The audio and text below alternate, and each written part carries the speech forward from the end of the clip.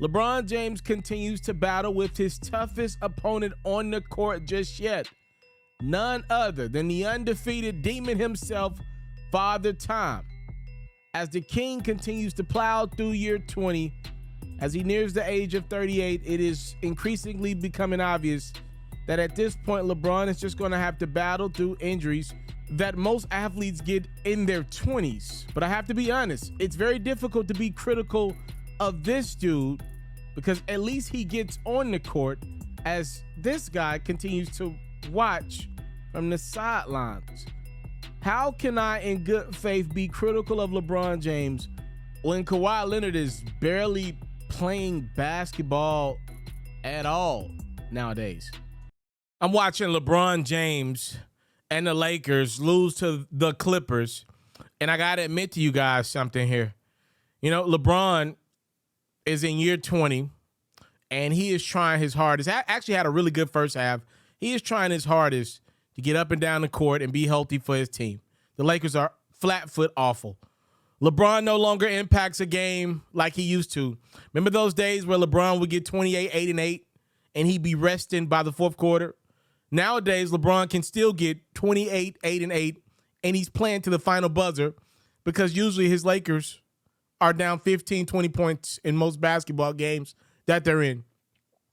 He just doesn't have the impact anymore. A lot of LeBron's points come from three-pointers, jump shots nowadays. A lot of his rebounds often come from him just not playing defense, not guarding the guy. A lot of his assists, honest to God truth, they just come from random spots in games. There's no flow to the offense like LeBron used to have where those assists were just easy. He's just now at this point hoping and praying guys knock down jump shots every now and then. Honestly, if the Lakers were a better shooting team over the last couple years, he probably should be averaging double-digit assists. But you see what I mean? Yes, he still gets his points. Yes, he still gets his rebounds. Yes, he still gets his assists. But they're no longer the same way. They no longer have the same impact on the game. And oftentimes they happen when the Lakers are losing. They're barely ever. I watch every Laker dribble. They're barely ever winning games. But I want to give LeBron some credit in this regard. At least he's out there. As I watch LeBron and the Lakers struggle to stay in the game against the Clippers, it's worth noting that the Clippers still don't have Kawhi Leonard, who's only been available for a couple games off the bench for a Clippers squad. And as of right now, there's no real update on his health. Right now, he's out again. His knee hasn't been progressing in ways that the Clippers would have thought, that I'm sure Kawhi would have thought. I don't know if he's going to play this year. My guess is he's going to play this year, but I don't know. I mean, he's missed all of last year.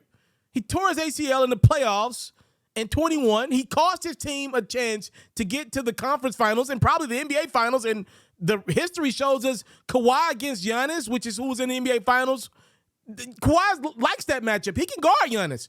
He did it before, and heck, the dude's so cold, I'd say he had a good chance of doing it again.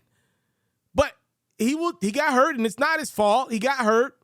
But to not be ready to go after missing a whole year of basketball, pretty much 15, 16 months, and he's still not ready to go, that's unprofessional. He's a professional athlete. So to see LeBron at least get out there, as Kawhi won't even get out there, for a Clippers team that's really good, by the way, even without Kawhi, you know they'd be darn good if they had Kawhi. LeBron's about to be 38 and still doing what he can, and Kawhi's just 31.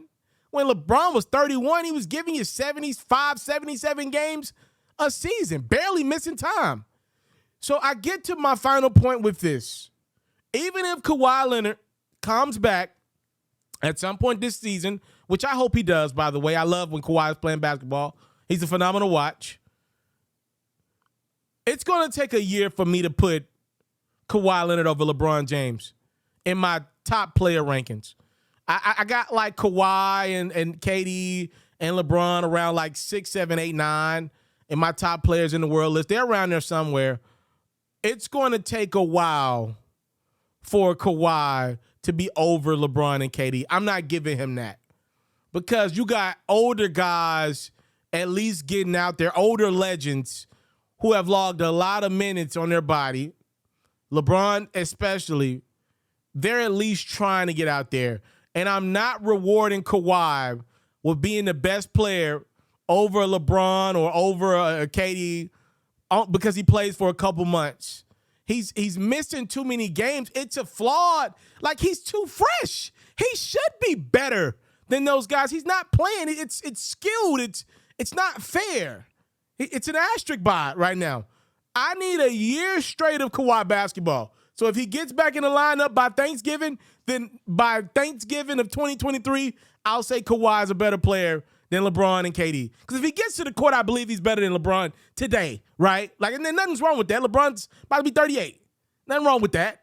But since Kawhi has been unable to stay healthy, it will take him 1 year for me to put him over LeBron. At least a year of straight health. It is, at this point, he's missing too much time.